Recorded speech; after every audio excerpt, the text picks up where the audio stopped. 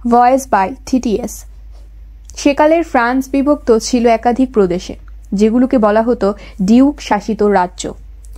এমনই এক প্রদেশে শাসন করতেন জৈনিক প্রবঞ্চক, যিনি তার দাদা তথা রাজ্যের ন্যায়সঙ্গত শাসককে বলপূর্বক উচ্ছেদ করে মসনদ দখল করেছিলেন। স্বরাজ্য থেকে বিতাড়িত হয়ে উক্ত ডিউক জনাকতক বিশ্বস্ত অনুচর নিয়ে আশ্রয় নিয়েছিলেন আর্ডেনের বনে। সহমর্মী স্বেচ্ছা নির্বাসিত এই সব বন্ধুদের নিয়ে সেই বনেই বাস করেছিলেন মহান ডিউক, আর তাদের জমি ও রাজস্ব ভাগ ভোগ দখল করে ফুলে ফেপে উঠেছিলেন সেই প্রবঞ্চক। ধীরে ধীরে বনের সরল নিরুদ্বেগ জীবনযাত্রার রাজোচিত জাঁকজমকপূর্ণ অনুষ্ঠানবহুল জীবনযাত্রার তুলনায় প্রিয়তর হয়ে উঠল তাদের কাছে। তারা বসবাস করতে লাগলেন সেকালের ইংল্যান্ডের রবিনহুডের মতো। রোজই রাজসভার কোনো না কোনো সম্ভ্রান্ত ব্যক্তি আসতেন বনে, নিরুদ্বেগে কাটিয়ে যেতেন কিছুটা সময়। তাদের কাছে সেই সময়টুকু মনে হতো সুবর্ণ যুগ।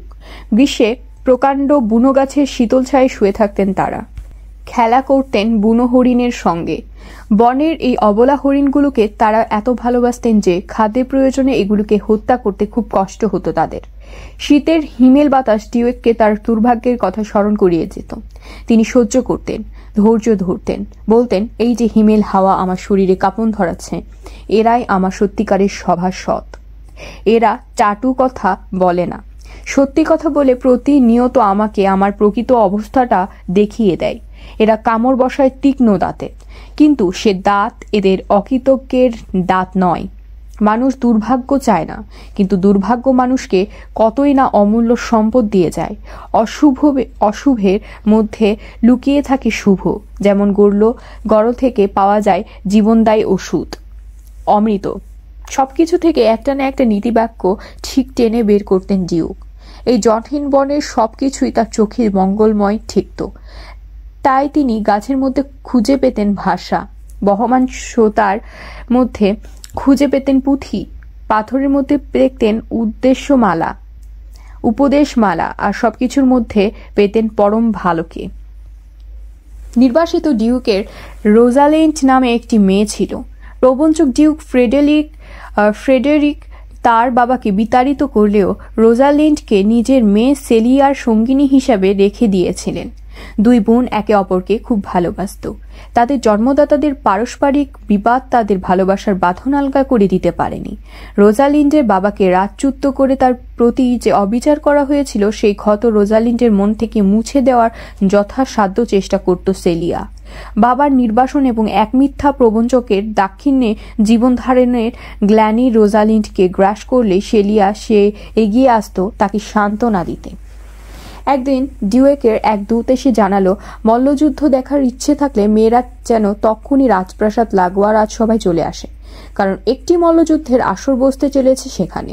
সেলিয়া ভাবল, সেখানে গেলে অন্তত রোজাল্যান্ড একটু আমোদ পাবে, তাই সে রাজি হয়ে গেল। আজকাল মল্লযুদ্ধ মানে গেও চাষাভুজুদের খেলা, কিন্তু সেকালে এই খেলা ছিল রাজসভার একটি প্রিয় অবসর বিনোদন। রাজকুমারী সহ অন্যান্য অভিজাত রমণীরা এই খেলা দেখতে আসতেন। সেলিয়া ও রোজালিন্ড গেলেন ছিল মল্লযুদ্ধের আসরে, কিন্তু গিয়ে যা দেখলেন তাতে তাদের বুক ফেটে গেল। আসরের একদিকে এক অভিজ্ঞ মল্লযুদ্ধ, যিনি কিনা তার মতো বহু দক্ষ যোদ্ধাকে প্রতিযোগিতার আসরে নিকেশ করেছেন, আর অন্যদিকে তার বিরুদ্ধে নামা একটি অত্যন্ত অল্প বয়সী যুবক। ছেলেটির বয়স ও অভিজ্ঞতা দুই এতই অল্প ছিল যে সবাই ধরে নিয়েছিল এই আসরেই তার ভবলীলার সাঙ্গ হতে চলেছে। মেয়ে সেলিয়া ও ভাইজি রোজালিন্ডকে দেখে ডিউক বললেন, এই যে আমার মায়েরাও, গুটি গুটি পায়ে মল্লযুদ্ধ দেখতে এসেছো দেখেছি, তবে আজকের খেলা তোমাদের ততটা ভালো লাগবে না। ঠিক সমকক্ষ যোদ্ধাদের মধ্যে তো আর যুদ্ধ চলছে না। ছেলেটাকে দেখে দয়া হচ্ছে আমার, ওকে বুঝিয়ে সুঝিয়ে আসর থেকে সরিয়ে আনতে পারলেই মঙ্গল হয়। তা মায়েরা, তোমরা একবার ওর সঙ্গে কথা বলে দেখো না, যদি ওকে বুঝাতে পারো। কাজটি সৎ, তাই ওদের বেশ মনে ধরল। প্রথমে সেলিয়া এসে তরুণ আগন্তুকটির সঙ্গে কথা বলল, অনুরোধ করল প্রতিযোগিতা থেকে সরে দাঁড়াতে। তারপর রোজালিন্ড এসে মিষ্টি কথায় তাকে বুঝিয়ে বলল এই প্রতিযোগিতা কেন তার পক্ষে বিপজ্জনক। কিন্তু সেই মিষ্টি কথার ফল হলো উল্টো। যুবক তার সংকল্প তো ত্যাগ করলই না, বরং সুন্দরীদের সামনে নিজের শৌর্য প্রদর্শনের একটা অদম্য ইচ্ছে চেপে বসল তার মনে। সে সবিনয়ে সেলিয়া ও রোজালিন্ডের অনুরোধ ফিরিয়ে দিল। মেয়েরা তো মহাশঙ্কিত হয়ে উঠল। শেষে যুবক বলল, আপনাদের মতো সুন্দরীদের অনুরোধ ফিরিয়ে দিতে আমার খুবই খারাপ লাগছে। আপনাদের শুভেচ্ছা দৃষ্টি এই প্রতিযোগিতায় আমায় সহায়ক হোক। পরাজিত হলে জানাবেন আমি মহৎ কেউ ছিলাম না। আমার মৃত্যু হলে জানাবেন এক পিপাসীর মৃত্যু হয়েছে, তাতে কারো কোনো ক্ষতি হবে না। আমার জন্য কাদার কেউ নেই। আমার জন্য জগতের কিছুই আটকাবে না। জগতে আমার কিছুই নেই, বরং যে জায়গাটুকু আমি দখল করে আছি সেটুকু খালি হয়ে গেলে সেখানে যোগ্যতর কেউ আসতে পারবে। এক নিবান্ধব পরিবেশ থেকে মুক্তি পাওয়ার জন্য ছেলেটি মৃত্যুকে আলিঙ্গন করতে চাইছিল দেখে ছেলেটির প্রতি সবচেয়ে বেশি কষ্ট হচ্ছিল রোজালিন্ডের। সে দেখল ছেলেটি তো তারই মতো হতভাগ্য। রোজালিন্ডের দয়া হচ্ছিল ছেলেটির প্রতি। খেলার কঠিন মুহূর্তগুলোর প্রতি তার একনিষ্ঠ মনোযোগী বলে দিচ্ছিল সে সেই মুহূর্তে ছেলেটির প্রেমে পড়ে গিয়েছিল। দুই সুন্দরী অভিজাত রমণীর দয়া দেখে আগন্তুক যুবকের সাহস ও শক্তি দুই বেড়ে গিয়েছিল। সে বিস্ময় সাধন করে প্রতিযোগীকে সম্পূর্ণ পরাভূত করল। লোকটার নড়াচড়া করার তো দূরের কথা বলার সমতাও রইল না। ডিউক ফ্রেডেরিক তরুণ আগন্তুকের সাহস ও দক্ষতা দেখে মুগ্ধ হলেন। ছেলেটিকে নিজের তত্ত্বাবধানে রাখার মানুষে তার নাম ও বৃত্তি পরিচয় জানতে চাইলেন। আগন্তুক জানালো যে সে স্যার রোল্যান্ড ডে বয়েজের ছোট ছেলে অর্ল্যান্ডোর বাবা স্যার রোল্যান্ডো ডে বয়েজ বছর কয়েক আগে মারা গিয়েছে, কিন্তু বেঁচে থাকতে তিনি ছিলেন নির্বাসিত ডিউকের এক অনুগত প্রজা ও বিশ্বস্ত বন্ধু। অর্ল্যান্ডো তার নির্বাসিত দাদার বন্ধুপুত্র জানা ফ্রেডেরিকের মন গেল বিষিয়ে। একরাশ বিরক্তি নিয়ে তিনি বেরিয়ে গেলেন। দাদার বন্ধুদের নামও শুনতে চাইতেন না তিনি। ছেলেটির বীরত্ব তাকে মুগ্ধ করেছিল বলে তিনি শুধু এইটুকু বলে গেলেন, অর্ল্যান্ডো অন্য কারো ছেলে হলে তার ভালো লাগতো। রোজালিন্ড কিন্তু তার বাবার পুরনো বন্ধুর ছেলে দেখে খুব খুশি হলো। সে সেলিয়াকে বলল, আমার বাবা স্যার রোল্যান্ড ডে বয়েজকে খুব ভালোবাসতেন। যদি আগে জানতাম যে এই যুবক তার ছেলে, তাহলে চোখের জলে তাকে স্বাগত জানাতাম। দুই বোন তখন গেল যুবকের কাছে। ডিউকের হঠাৎ অসন্তোষে ছেলেটি কিঞ্চিত হতভম্ব হয়ে পড়েছিল। দুবোনে মিলে নরম কথায় তাকে উৎসাহিত করল। চলে আসার সময় আর একবার ফিরে এসে রোজালিন্ড তার বাবার মৃত বন্ধুর ছেলের সঙ্গে দুটো ভদ্রতার কথা বলল। নিজের গলায় হাড় খুলে সে বলল, মহাশয়, আমার এই উপহার গ্রহণ করুন। আমার এই হতভাগ্য দশা না হলে আপনাকে আরও মূল্যবান কিছু উপহার দিতাম। অন্তপুরে নিভৃত আলাপের সময় রোজালিন্ড ঘুরে ফিরে শুধু অর্ল্যান্ডোর কথাই বলতে লাগল। সেলিয়া বুঝতে পারল তার বোন সুদর্শন তরুণ মল্লযোদ্ধাটির প্রেমে পড়েছে। সে রোজালিন্ডকে বলল, এও কি সম্ভব? এত সহজে তুই ওর প্রেমে পড়ে গেলি? রোজালিন্ড বলল, ডিউক মানে আমার বাবা। ওর বাবাকে খুব ভালোবাসতেন কিনা? সেলিয়া বলল, তোর বাবা ওর বাবাকে ভালোবাসতেন বলেই তুই ওর প্রেমে পড়ে গেলি? আমার বাবা তো ওর বাবাকে অপছন্দ করতেন। কই, আমার তো ওকে খারাপ লাগেনি। এদিকে রোল্যান্ড ডে বয়েজের ছেলেকে দেখে ফ্রেডেরিক উঠলেন ক্ষেপে। তার মনে পড়ে গেল অভিজাত রাজপুরুষদের মধ্যে অনেকে নির্বাসিত ডিউকের বন্ধু ছিলেন। ভাইজির প্রতিটি হঠাৎ তার রাগ হতে লাগলো, কারণ সবাই ওর গুণের প্রশংসা করত আর ওর বাবার দুর্ভাগ্যের জন্য ওর প্রতি সহানুভূতি দেখাতো। সেলিয়া আর রোজালিন্ড অর্ল্যান্ডোকে নিয়ে কথা বলছে। এখন সময় ফ্রেডেরিক সেই ঘরে এসে হাজির হলেন। দৃষ্টিতে আগুন ছিটিয়ে ফ্রেডেরিক রোজালিন্ডকে প্রাসাদ ছেড়ে নির্বাসিত বাবার কাছে চলে যেতে আদেশ করলেন। সেলিয়া বাবাকে নির্বৃত্ত করার চেষ্টা করল, কিন্তু তার কথায় কান না দিয়ে ফ্রেডেরিককে বললেন, রোজালিন্ডের মতো মেয়ের সঙ্গে তার থাকা উচিত নয়। সেলিয়া বলল, তেমন হলে ওকে রেখে দেওয়ার কথা আদৌ তুলতাম না। আগে ছোট ছিলাম, তাই ও কেমন মেয়ে বুঝতাম না, কিন্তু আজ এতদিন ধরে একসঙ্গে খেয়ে ঘুমিয়ে খেলে লেখাপড়া করে আমি ও আসলে কেমন মেয়ে তা বুঝতে পারি। ওকে ছাড়া আমি থাকতে পারবো না। ফ্রেডেরিক বললেন, তুই বোকার মতো ওর সালিশি করছিস। ওর রূপ, ওই চুপ করে থাকা, ওর ধৈর্য দেখে লোকেরা ওর প্রতি সহানুভূতি দেখায়। ও চলে গেলে তোকে রূপে গুণে আর মহীয়সী মনে হবে, তাই ওর হয়ে কথা বলিস না। জেনে রাখিস, আমার আদেশের নড়চড় হবে না। রোজালিন্ডকে কাছে রেখে দেওয়ার জন্য বাবার কাছে সেলিয়ার সব আবেদনই নিষ্ফল হয়ে গেল। তখন সে নিজে রোজালিন্ডের পাশে দাঁড়ালো। সে রাতে বাবার প্রাসাদ থেকে পালিয়ে এক বন্ধুকে সঙ্গে নিয়ে আর্ডেনের বনে রোজালিন্ডের বাবাকে খুঁজতে যাওয়ার প্রস্তাব দিল। যাত্রা শুরুর আগে সেলিয়ার মনে হলো দামি পোশাক পরে দুই অল্পবয়সী মেয়ে রাস্তায় চলা নিরাপদ হবে না। সে গ্রামের মেয়েদের পোশাক পরে বের হওয়ার কথা বলল। রোজালিন্ড বলল, সবচেয়ে ভালো হবে যদি তাদের একজন পুরুষ সাজে। তাই ঠিক হলো। রোজালিন্ড দীর্ঘকায়া, সে গ্রাম্য যুবকের ছদ্মবেশ নিল। সেলিয়া পরল গ্রাম্য মেয়ের পোশাক। দুইজনে সাজলো ভাই বোন। রোজালিন্ড হলো গ্যানিমিড আর সেলিয়া হলো এলিয়েনা। অনেক দূরের পথ, আর্ডেনের বন, ডিউক রাজ্যের সীমানার বাইরে। তাই এই দীর্ঘ পথের রাহা খরচ হিসেবে কিছু টাকা পয়সা ধনরত্ন সঙ্গে নিল তারা। তারপর রওনা হলো বনের উদ্দেশ্যে। পুরুষ বেশে লেডি রোজালেন্ড, বা যাকে এখন গ্যানিমিড বলাই ভালো, পুরুষালী দীপ্ত ভঙ্গিমায় চলতে লাগলো। সেলিয়া তার সত্যিকারের বন্ধু। বিশ্বস্ত বন্ধুত্বের প্রতিদানস্বরূপ সিলিয়া তার নতুন ভাইয়ের সঙ্গে এই কষ্টদায়ক যাত্রায় অংশ নিল। তার আচরণের লোকে মনে করল এই ছেলেটি সত্যি এলিয়ানা নামে এক সুকুমারী গ্রাম্য বালিকার দাদা, কঠোর হৃদয় গ্রাম্য যুবক গ্যানিমিড। পথে তারা কয়েকটা আরামদায়ক সরাই আর ভালো থাকার জায়গা পেয়েছিল, কিন্তু আর্ডেনের বনে পৌঁছে তারা সেরকম কিছুই পেল না। গ্যানিমিড এতক্ষণ মজার মজার কথা বলে বনের চিত্তবিনোদন করতে করতে আসছিল। এইবার খাবার আবার আশ্রয়ের জন্য সেও কাতর হয়ে পড়ল। এলিয়েনা কাছে স্বীকার করল, পুরুষ বেশ ফেলে মেয়েদের মতো চিৎকার করে কাঁদতে ইচ্ছে করছে তার। এলিয়ানা বলল, ক্লান্তিতে পা অবশ হয়ে আসছে, মেয়েরা দুর্বল, তাই তাদের স্বাচ্ছন্দ্যের ব্যবস্থা করা তার সান্ত্বনা দেওয়া পুরুষদেরই কাজ। এই কথা ভেবে পুরুষালী ভাব দেখিয়ে গ্যানিমিড বলল, আয় এলিয়ানা বোন আমার, আর একটুখানি। এই তো আমরা আর্ডেনের বনের কাছে এসে পড়েছি। কিন্তু কল্পিত পুরুষত্ব আর আরোপিত সাহস তার সঙ্গ দিল না। আর্ডেনের বনে তারা এসে পৌঁছেছিল বটে, কিন্তু ডিওক এই বনের কোথায় আছেন তা তো তাদের জানা ছিল না। তারা ভাবল যে তারা বোধ হয় পথ হারিয়েছে। খিদে ক্লান্তিতে অবসাদে হতদম্ব ও মৃত্যুপ্রায় হয়ে ঘাসের উপর বসে পড়ল। এমন সময় একটি গ্রাম লোক সেইখান থেকে যাচ্ছিল। তাকে দেখে গ্যানিমিড আর একবার পুরুষের ভাব করে গম্ভীর্যভাবে বলল, রাখাল, এই নির্জন স্থানে আমাদের বিশ্রামস্থলের বড় প্রয়োজন। আমার এই ছোট বোনটি যাত্রীর ক্লান্তিতে ক্ষুধায় অবশ হয়ে চলতে পারছে না। আমাদের এমন কোনো জায়গায় নিয়ে যেতে পারো যেখানে আমরা দুটি খেয়ে বিশ্রাম করতে পারবো? তার বদলে যা চাও দেব। লোকটি বলল যে রাখাল নয়, এক রাখালের পরিচারক মাত্র। তার প্রভুর বসতবাড়িখানা খুবই শীঘ্রই বিক্রি করে দেওয়া হবে, তাই সেখানে থাকা খাওয়ার খুব একটা সুরাহা হওয়া সম্ভব নয়। তবে চাইলে তারা বাড়িটা কিনে নিতে পারে। থাকা খাওয়ার একটা সুরাহা আশায় তাদের দেহের নতুন বল সঞ্চার হলো। তারা লোকটির সঙ্গে চলে গেল, কিনে নিল সে রাখালের বাড়ি ও তার ভেড়ার পাল।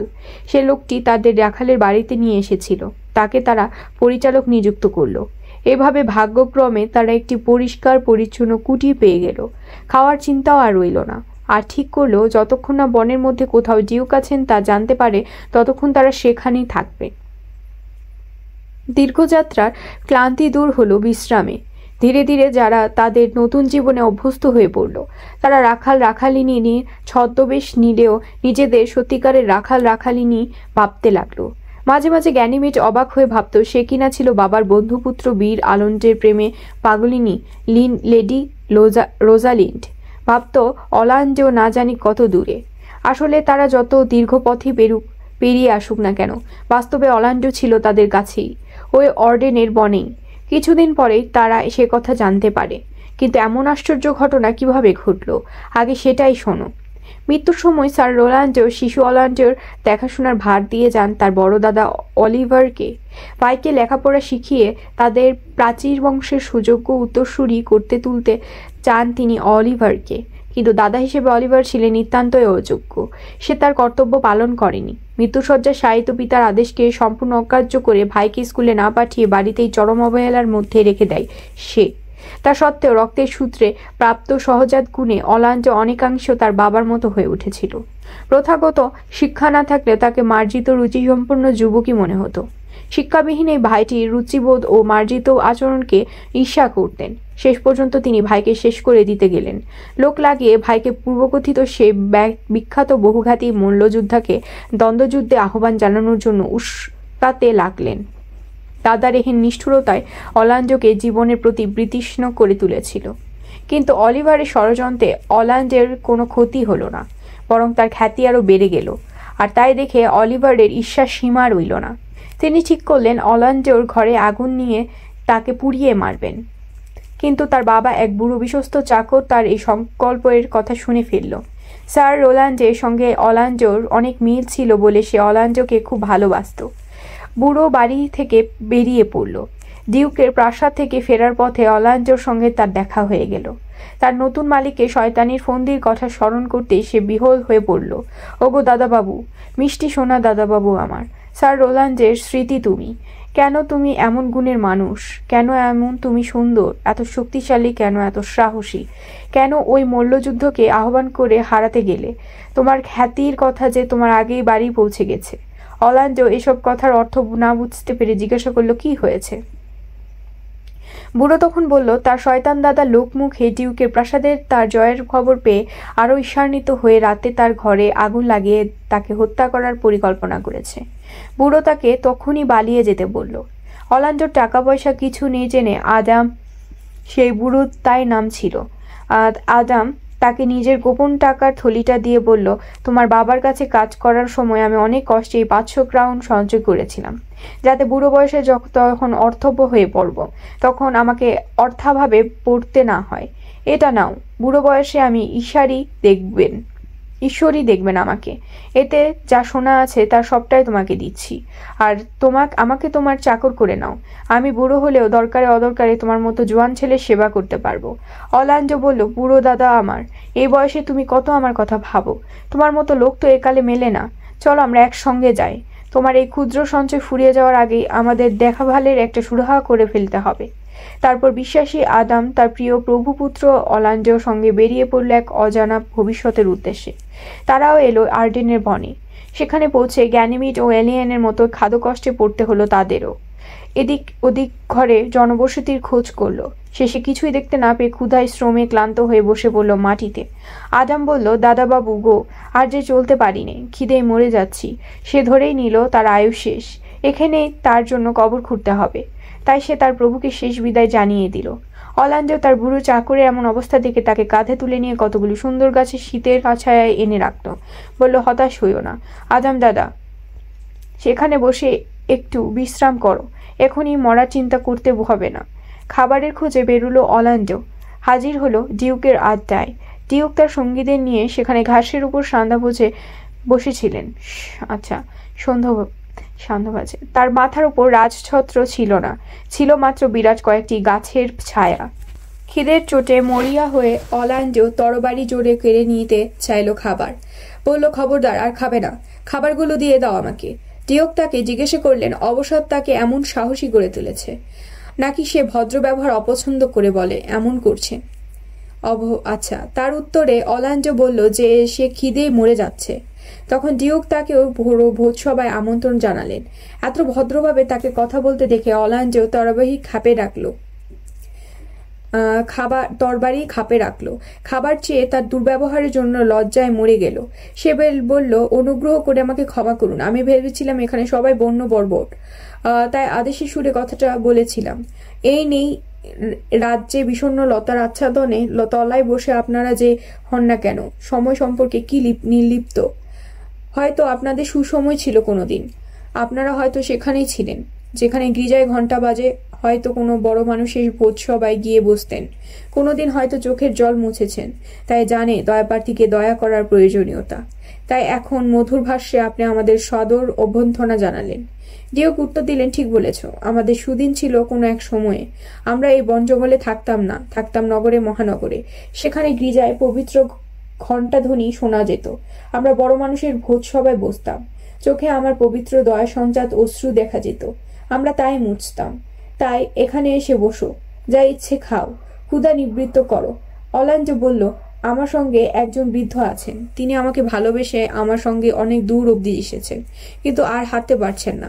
বয়স ও ক্ষুধার ভারে ভারাক্রান্ত তিনি। তার ক্ষুধা নিবৃত্ত না করে আমি এক কোনাও দাঁতে কাটতে পারি না। ডিউক বললেন, যাও, তাকেও এখানে নিয়ে আসো। তোমরা না ফেরা অবধি আমরা ভোজন আরম্ভ করব না। হরিণী যেমন তার শাবকের জন্য ছুটে যায় খাবার আনতে, তেমনই ছুটল অর্ল্যান্ডো। অ্যাডামকে কাঁধে নিয়ে এলো সেখানে। ডিউক বললেন, ওহে বৃদ্ধ বোঝা, এসো বসো, তোমাদের দুজনকেই স্বাগতম জানাই। তারা বৃদ্ধকে খাওয়ালো। বৃদ্ধ ভারী খুশি হলো, তার শরীর জুড়ালো, আবার গায়ে বল ফিরে পেল সে। ডিউক অর্ল্যান্ডো পরিচয় জিজ্ঞাসা করলেন। সে স্যার রোল্যান্ডো বয়েজের ছেলে জানতে পেরে ডিউক তাকে নিজের ছত্রছায়ায় নিয়ে নিলেন। অর্ল্যান্ডো ও তার বুড়ো চাকর ডিউকের সঙ্গে বনে বাস করতে লাগলো। গ্যানিমিড আর এলিয়েন বনে আগমন ও ক্রুটিকয়ের যে কথার উল্লেখ আগেই করা হয়েছে, অল্পদিনের মধ্যেই বনে এসেছিল অর্ল্যান্ডো। একদিন গ্যানিমিড ও এলিয়েনা অবাক হয়ে দেখল বনের গাছে খোদিত রোজালিন্ডের নাম, সঙ্গে লটকানো হয়েছে রোজালিন্ডকে নিয়ে লেখা কয়েকটি প্রেমের চতুর্দশপদী। দুই বোনে ভাবছে এগুলো কার লেখা। এমন সময় তারা পেল অর্ল্যান্ডোর দেখা পেল। রোজালিন্ড অর্ল্যান্ডোকে যে হারটি দিয়েছিল সেটি দেখে তারা ওকে চিনল। গ্যানিমিডও যে দয়া ও মুহূর্তের অর্ল্যান্ডোর হৃদয় বিজয়িনী সুন্দরী রাজকন্যা রোজালিন্ড, সে কথা টের পেল না অর্ল্যান্ডো। সে রোজালিন্ডের রূপের প্রশস্তি করে গাছে গাছে সনেট ঝুলিয়ে বেড়াচ্ছিল। রাখাল যুবকের সঙ্গে গল্প করতে করতে তার মিষ্টি মিষ্টি কথাগুলি ভারী ভালো লাগে গেল অর্ল্যান্ডোর। গ্যানিমিডের চেহারায় রোজালিন্ডের একটি আভাস ছিল বটে, কিন্তু তার আচরণ রোজালিন্ডের মতো নম্র ছিল না। আসলে গ্যানিমিড বালক পুরুষদের কথোপকথনের সঙ্গে ভঙ্গি নকল করে কথা বলছিল। সে ঠাট্টা করে অর্ল্যান্ডোকে জৈনিক প্রেমিকের গল্প শুনিয়ে বলল, ছেলেটা আমাদের বনে শিকার করে আর রোজালিন্ডের নাম লিখে লিখে ছোট গাছগুলিকে নষ্ট করে। রোজালিন্ডের প্রশস্তি গেয়ে গেয়ে হরথনের উপর দীর্ঘ গীতি কবিতা আর ব্রাম্বলের উপর শোকগাথা লেখে। এই প্রেমিকটাকে খুঁজে পেলে আমি তার এই প্রেম রোগ সরানোর ঔষধের নাম বাতলে দেব। অর্ল্যান্ডো স্বীকার করে নিল যে সেই হলো উক্ত প্রেমিক। গ্যানিমিডের কাছে যে ওষুধের পরামর্শ চাইল, গ্যানিমিড তাকে রোজ তার এই এলিয়েনার কুটিরে আসতে বলল, আমি রোজালিন্ড সাজবো, তুমি আমাকে প্রেম নিবেদনের ভান করবে, ঠিক যেমন আমি রোজালিন্ড হলে তুমি করতে। আমি তোমার সামনে খেয়ালি মেয়েদের হাবভাব নকল করে দেখাবো। তখন প্রেমে পড়ার জন্য তোমারই লজ্জা হবে আর তোমার রোগ সেরে যাবে। এহেন চিকিৎসার প্রতি যদিও অর্ল্যান্ডোর খুব একটা আস্থা জন্মালো না, তবে সে গ্যানিমিডের কুটিরে যেতেও সে মজার প্রেম নিবেদন খেলা খেলতে রাজি হলো। তারপর থেকে প্রতিদিন অর্ল্যান্ডো গ্যানিমিড ও অ্যালিয়েনার সঙ্গে দেখা করতে গেল। অর্ল্যান্ডো রাখাল গ্যানিমিডকে রোজালিন্ড সম্বোধন করতে লাগলো। যেমন করে প্রতিদিন যুবকেরা নতুন নতুন স্তবব্যাগকে প্রেমিকার হৃদয় জয়ের চেষ্টা করে, তেমনি করে গ্যানিমিডের কাছে প্রেম নিবেদন করলো অর্ল্যান্ডো। তবে তার প্রেম রোগ নিরাময়ে গ্যানিমিড খুব একটা সাফল্য দেখাতে পারল না। অর্ল্যান্ডোর কাছ থেকে এ ছিল খেলা। সে তো আর ভাবেনি যে গ্যানিমিডই আসলে রোজালিন্ড। তবুও মনের কথা সে প্রাণ খুলে উজাড় করে গ্যানিমিডের কাছে বলতো। খুশি হলে গ্যানিমিড সে অত্যন্ত জানত যে কথাগুলো ঠিক লোকের কাছেই যাচ্ছিল। গ্যানিমিডকে সুখী দেখে আলিয়ানা তাকে তার মতো থাকতে দিল, বাধা দিল না তার নকল প্রেম নিবেদনের খেলায়। একবারের জন্য তাকে মনে করিয়ে দিল না যে রোজালিন্ডের বেশে এখনো তার বাবার কাছে দেখা দেয়নি সে, যদিও অর্ল্যান্ডোর কাছ থেকে তারা জানতে পেরেছিল যে ডিউক এই বনেই আছে। একদিন গ্যানিমিডের সঙ্গে ডিউকের দেখা হলো, তাদের কিছু কথাও হলো। ডিউক গ্যানিমিডের প্রীতি পরিচয় জানতে চাইলে সে বলল সে ডিউকের মতো ভদ্র ঘরের ছেলে। ডিউক হাসলেন। আসলে তিনি ভাবতেও পারেননি যে এই তরুণ রাখাল রাজপরিবারের সন্তান হতে পারে। ডিউকে সুখী দেখে গ্যানিমিড ঠিক করলো আরো কিছুদিন সে পরিচয় গোপনে রাখবে। একদিন সকালে গ্যানিমিডের সঙ্গে দেখা করতে যাচ্ছে অর্ল্যান্ডো। এমন সময় দেখলো একটা লোক মাটিতে শুয়ে রয়েছে, তার গলার কাছে গুটিয়ে রয়েছে একটা বিরাট সবুজ সাপ। সাপটা অর্ল্যান্ডোকে দেখে ঝোপের মধ্যে পালিয়ে গেল। অর্ল্যান্ডো একটু কাছে আসতে একটা সিংহীকে দেখতে পেল। সিংহীটা মাটিতে মাথায় রেখে গুটি গুটি পায়ে বিড়ালের মতো এগিয়ে আসছিল। ঘুমন্ত লোককে জেগে ওঠার জন্য অপেক্ষা করছিল সে, কারণ বলা হয় সিংহ মৃত বা ঘুমন্তকে শিকার করে না। ঈশ্বরই যেন অর্ল্যান্ডোকে পাঠিয়ে দিয়েছিলেন লোকটিকে সাপ এবং সিংহের হাত থেকে উদ্ধার করতে। কিন্তু লোকটার মুখের দিকে তাকাতেই সে বুঝতে পারল যাকে সে জোড়া বিপদের হাত থেকে উদ্ধার করতে চলেছে সে আসলে তার নিজের দাদা অলিভার, যে একদিন তার সঙ্গে খারাপ ব্যবহার করেছিল, এমনকি তার ঘরে আগুন দিয়ে তাকে হত্যাও করার চেষ্টা করেছিল। প্রথমে সে ভাবল দাদাকে ক্ষুধার্ত সিংহের মুখে ছেড়ে যাবে, কিন্তু তারপরে ভাতৃপ্রেম ও স্বভাবগত দয়া তার প্রাথমিক রাগ দূর করে দিল। সে তড়িবড়ি করে বের করে সিংহটিকে আক্রমণ করে, তাকে হত্যা করলো, দাদাকে রক্ষা করলো বিষধর সাপ ও হিংস্র সিংহের হাত থেকে। তবে সিংহীটাকে হত্যা করার আগে সে তার তীক্ষ্ণ নখ দিয়ে অর্ল্যান্ডোর হাতে দিল আছড়ে। অর্ল্যান্ডো যখন সিংহীর সঙ্গে যুদ্ধ করছিল তখন অলিভারের ঘুম ভেঙে গেল। তিনি দেখলেন যে ভাইয়ের প্রতি তিনি এক নিষ্ঠুরতা করেছিলেন, সেই কিনা নিজের জীবন বিপন্ন করে তাকে বন্যজন্তুর হাত থেকে রক্ষা করল। লজ্জা ও ধিক্কার গ্রাস করল তাকে। নিজের পূর্বকুকৃতি ও ব্যবহারের জন্য অনুতাপ করতে লাগলেন তিনি। সজল চোখে ভাইয়ের কাছে ক্ষমা চাইলেন। তাকে অনুতপ্ত দেখে অর্ল্যান্ডোর খুব ভালো লাগলো। এক কথায় দাদাকে ক্ষমা করে দিল। দুই ভাই একে অপরকে আলিঙ্গন করল। অলান্ডোকে হত্যা করতে এসে তার সঙ্গে সত্যিকারের ভ্রাতৃপ্রেমে আবদ্ধ হলেন অলিভার। হাতের ক্ষতস্থান থেকে প্রচুর রক্তক্ষরণ হচ্ছে। অলান্ডো দুর্বল বোধ করতে লাগলো। সেদিন আবার গ্যানিমিডের কাছে যেতে পারল না, বরং দাদাকে দুর্ঘটনার খবরটা গ্যানিমিডের কাছে পৌঁছে দিতে পাঠালো। অলান্ডো বলে দিল, ওকে আমি মজা করে রোজালিন্ড বলি। অলিভার গিয়ে গ্যানিমিড ও অ্যালিয়ানাকে গিয়ে বললেন কেমন করে অলান্ডো তার জীবন রক্ষা করেছে। অলান্ডের বীরত্বের কাহিনী ও তার ভাগ্যক্রমে বেঁচে যাওয়ার গল্প শেষ করে তিনি অলান্ডোর দাদা হিসেবে আত্মপরিচয় দিলেন। জানালেন আগে তিনি অলান্ডোর সঙ্গে খারাপ ব্যবহার করলেও এখন আবার তাদের দুই ভাইয়ের মিল হয়ে গেছে। পূর্বকৃত অপরাধের জন্য অলিভারকে এত অনুতপ্ত দেখে দয়াময়ী এলিয়ানা মুহূর্তে তার প্রেমে পড়ে গেল। তার কষ্টে এলিয়ানাকে সমব্যথী হতে দেখে অলিভারও এলিয়ানার প্রেমে পড়ে গেল। এইভাবে দুজনের মন দেওয়া নেওয়া হয়ে গেল।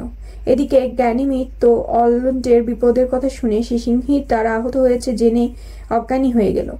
জ্ঞান ফিরলে সে এমন ভান করলো যেন রোজালিন্ড নামে কোনো কাল্পনিক চরিত্রে অভিনয় করতে গিয়ে সে অজ্ঞান হয়ে গিয়েছিল। অলিভারকে বলল, আপনার ভাই অলান্ডোকে বলবেন আমি কেমন সুন্দর অজ্ঞান হয়ে গিয়েছিলাম। অলিভার কিন্তু তার দেহের প্রাণজুরতা লক্ষ্য করে বুঝলেন যে এটা অভিনয় ছিল না। যুবকের দুর্বলতা দেখে তিনি অবাক হয়ে গেলেন। বললে, তা অভিনয় করতে হলে পুরুষের অভিনয় করলেই তো পারো। গ্যানিমিড উত্তরে বলল, আমি তো তাই করি, তবে আমার নারী হওয়ারই উচিত ছিল। অলিভার অনেকক্ষণ তাদের কাছে রইলেন। ফিরে এসে ভাইকে অনেক কথাই বললেন তিনি। কেমন করে গ্যানিমিড অলান্ডোর আহত হওয়ার কথায় অজ্ঞান হয়ে গেল, কেমন করে তিনি সুন্দরী রাখালিনী এলিয়ানা আগ্রহে মুগ্ধ হয়ে তিনি তার প্রেমে পড়লেন, সেসব খুলে বললেন। এলিয়ানাকে বিয়ে করার ইচ্ছা প্রকাশ করলেন ভাইয়ের কাছে। বললেন বিয়ে করে তিনি বনে রাখালের বৃত্তি নেবেন, বাড়ি আর এস্টেট পত্র সব অলান্ডোকে লিখে দেবেন। অলান্ডো বলল, আমি রাজি, কালই বিয়েটা সেরে ফেলো। আমি ডিউক ও তার বন্ধুদের আমন্ত্রণ জানাবো। যাও রাখালিনীকে রাজি করিয়ে নাও, ও এখন একা আছে। এই দেখো ওর দাদা এখানে এসেছে। গ্যানিমিড তার আহত বন্ধুকে দেখতে এসেছিল। তা দেখে অলিভার অ্যালিয়েনার কাছে গেল। অলিভার আর অ্যালিয়েনার প্রেম নিয়ে আলোচনা করতে লাগলো অলান্ডো ও গ্যানিমিড। বলল দাদাকে সে রাখালিনীর কাছে পাঠিয়েছে পরের দিনই তাকে বিয়ে করার জন্য সম্মতি আদায় করতে। তারপর সে বলে ফেলল ওই দিনই রোজালিন্ডকে বিয়ে করতে পারলে সে খুব সুখী হতো। গ্যানিমিড নিজে যখন লেডি রোজালিন্ড, তখন পরের দিনই অলান্ডোকে বিয়ে করার তার পক্ষে মোটেও শক্ত কাজ নয়। সে বলল তার কাকা ছিলেন এক বিখ্যাত জাদুকর, কাকার থেকে সেও কিছু জাদু শিখেছিল। সে জাদুর বলে পরের দিনই সে রোজালিন্ডকে এনে হাজির করতে পারে। প্রেমোত্তর অলান্ডো তার কথা খানিক বিশ্বাস করলো, খানিক করলো না। একবার ভাবলো গ্যানিমিড বুঝি রসিকতা করছে। গ্যানিমিড বলল, আমার মাথার দিব্যি, আমি রসিকতা করছি না। আগামীকাল ভালো পোশাক পরে থেকো, আর ডিউক তার বন্ধুদের তোমার বিয়েতে নিমন্ত্রণ করো। কালই যদি রোজালিন্ডকে বিয়ে করতে চাও তাহলে কালই সে এখানে এসে হাজির হবে। এদিকে অলিভার এলিয়ানার সম্মতি আদায় করতে পেরেছিলেন। পরদিন তারা ছিলেন ডিউকের কাছে। সঙ্গে এলো অলান্ডো। ডিউক ও তার বন্ধুরা এসেছিল দুটি বিয়েতে আমন্ত্রিত হতে, কিন্তু এসে দেখলেন মাত্র একজন বধূই উপস্থিত। সকলে ভাবলেন গ্যানিমিড অলান্ডোর সঙ্গে রসিকতাই করেছে। তার মেয়েকে জাদু বলে হাজির করা হবে শুনে ডিউক অলান্ডোকে জিজ্ঞেস করলেন ওই রাখাল সেক্রেটারিটিকে কি সে বিশ্বাস করে কিনা। অলান্ডো সে কথার কোনো উত্তর দিতে পারল না। এমন সময় গ্যানিমিড এসে ডিউককে বলল, ডিউক যদি নিজ কন্যার সঙ্গে অলান্ডোর বিয়ে দিতে সম্মত হন তবেই সে ডিউক কন্যাকে হাজির করবে। ডিউক বললেন, বিয়েতে যৌতুক দেওয়ার মতো রাজ্য যদি আমার হাতে থাকতো তাহলে অবশ্যই করতাম। গ্যানিমিড অলান্ডোকে জিজ্ঞাসা করলো, তাকে এখানে আনলে তুমি তাকে বিয়ে করবে তো? অলান্ডো বলল, যদি অন্যের রাজ্যের রাজা হতাম তাহলে অবশ্যই করতাম, অনেক রাজ্যের রাজা হতাম। তখন গ্যানিমিড ও এলিয়ানা একসঙ্গে বেরিয়ে গেল। গ্যানিমিড তার পুরুষ বেশ ত্যাগ করলো, পড়ল নারীর বেশ। জাদুর সাহায্য ছাড়াই চকিত সে হয়ে গেল রোজালিন্ড। এলিয়ানা তার গ্রাম্য বালিকার বেশ ত্যাগ করে রাজপোশাক পরল, সেও চকিতে হয়ে গেল লেডি সেলিয়া।